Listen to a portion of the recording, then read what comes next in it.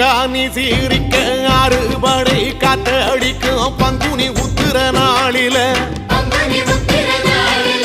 பள்ளி ரதம் துள்ளி வரும் தெக்கால பழனி மலையில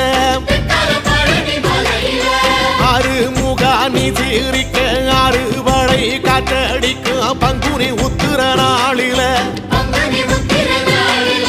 பள்ளி ரதம் துள்ளி வரும் தெக்கால பழனி மலையில